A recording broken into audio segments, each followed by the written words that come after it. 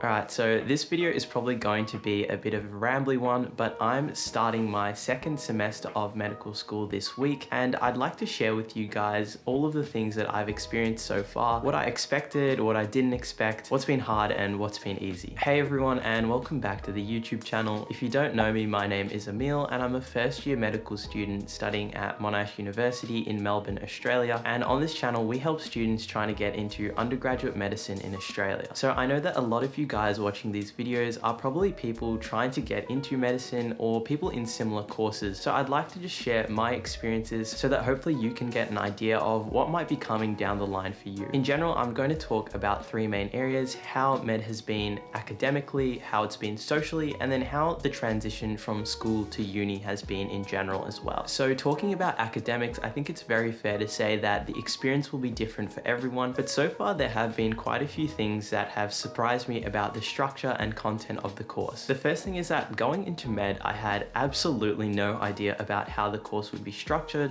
what the content would even be about, or what we'd even be doing. I've sort of had this general idea of what university would be like as a whole, where you'd go into these lecture halls with like 200 to 300 people in them, and then you just sit and watch a lecture for like 2 hours. And the funny thing is that in reality, it was very different to what I actually expected. I think COVID has definitely affected this situation a lot, but the first thing that surprised me about medicine is that our lectures, those 2-hour-long content blocks, are actually all online and available on demand for you to watch whenever you want and in your own time. This system I find is really helpful because it means that you can fit in the lectures whenever you want to in your own time, and actually even if you don't watch the lectures, no one will necessarily check you up on it. It's only up to you to keep yourself accountable. The other thing that I completely wasn't actually expecting is that the med course at Monash is actually split into these small tutorial groups of about size 20, and essentially what happens is that you do a lot of these smaller group classes with your tutorial group. Because of that, the learning environment is much better, and it's a lot like how at school you might have had like form groups or house groups where you get to know that group of 20 people quite a bit better than you will with other people, and you'll also have something in common to talk about with these people all the time. I personally found the tute group system really helpful because it means that you have other people who have been experiencing the same tutors as you have, and you can share your experiences with them as well. However, a sort of difficult part of the tute groups and all of that is something I actually didn't even expect going into the course, which is that you have a huge amount of online classes. I think during the whole first semester of med, the amount of times where you were actually required to go on campus was less than 10, and from that you can probably get an idea that there were just a ton of Zoom classes, and because of that you have the natural friction of Zoom classes as well, with like breakout rooms and silence in meetings sometimes when no one is really willing to speak. And that really isn't a problem of the tute or the people in the tute, but it's more a problem of online learning in general, I think. It's funny because going into med, no one expects that most of the course will be online.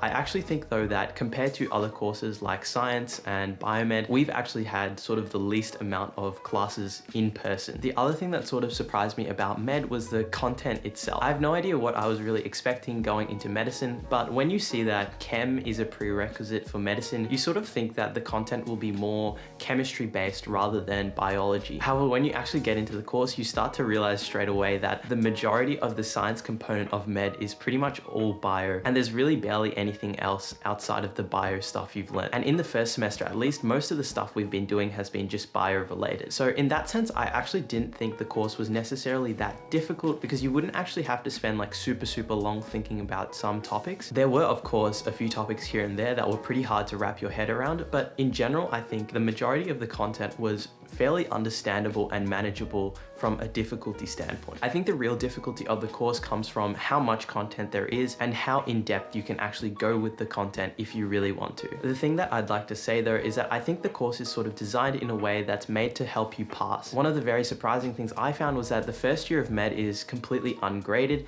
and it's just a pass or fail unit. In addition to that, I've sort of gotten the impression from the lecturers that they actually want you to focus more on your social life and the things outside of medicine rather than the content in the lectures that they might be actually teaching you about. From all of that, I've actually been fairly surprised in that I've gotten the impression that academically, at least, the first semester of medicine has been fairly relaxed and chill, in that most people actually want you to pass, and the course is sort of designed in a way that helps you to pass. In saying that though, I think if you were aiming to get maybe 90+% on the exam, the course suddenly becomes so much harder. However, there really isn't the same pressure that there was in high school, for example, and as a result, there isn't necessarily a huge incentive to be trying to score in the high percentiles on every exam, other than for your own satisfaction, of course. The funny thing is that getting into medicine is probably the hardest part, and then once you get in, the university is doing as much as they can pretty much to help you pass the course, which is part of the reason why I haven't felt that guilty about starting this YouTube channel and putting so much time into it as well. Alright, so now let's talk about how med has been socially with all of the events, making friends, and all of the changes from going from school to university. The first thing I have to say is that my impression of medicine so far is that all the people are very nice and very open to make friends, especially at the start of the year. Everyone's sort of introducing themselves to each other and really willing to have a conversation and chat with you if you want to. I personally have found it easy to find friends in med, but that also could partially be because I've been in a fairly lucky position where I had a few close friends from my school go to med as well, and I was able to rely on them in certain social situations as well. I think the good thing about it is that there's so many social events that you can go to in which you can actually have nice places where you have things to talk about with people, and you have events that you can go to and experience with other people and make friends that way. That sort of leads me on to the other thing that really surprised me about med, which is that there are just tons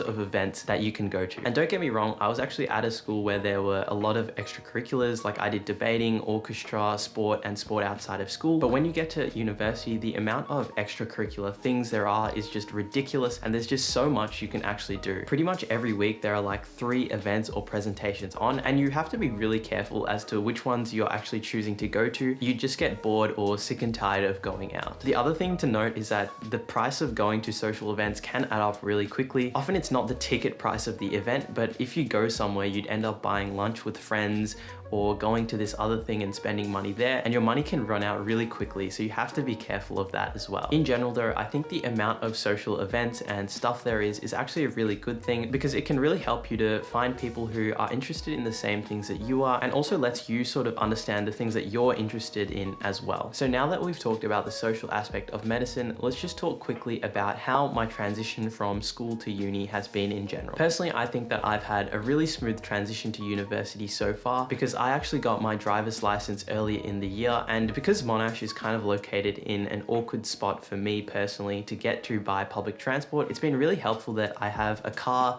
and my driver's license that I can drive to university whenever I need to. In addition, something I forgot to mention before is that med in general I think has a lot less assignments than other courses, which gives you a lot more freedom. There aren't that many official due date assignments that you have to adhere to, and because of that it sort of ends up being okay even if you're a week behind in lectures, because you can actually catch up and it won't matter because you won't have an assignment maybe for a couple of weeks. However, in other courses I know that they have like assignments every week or a report to do, and because of that they end up getting really stressed. The other big thing I've noticed about my switch from school to university is that the freedom in the timetable itself is really nice. In med, at least, we have our mornings pretty much fully off because our lectures are on demand and available whenever we want to watch. And because of that, you end up having basically a free morning pretty much every day unless we have a morning Zoom tutorial. And this gives us a lot of freedom with what we want to do in the morning. And it's very easy to sleep in, for example, but if you want, you can also wake up and do things with your time during the day. The last thing that I'll talk about, which is kind of sad as well,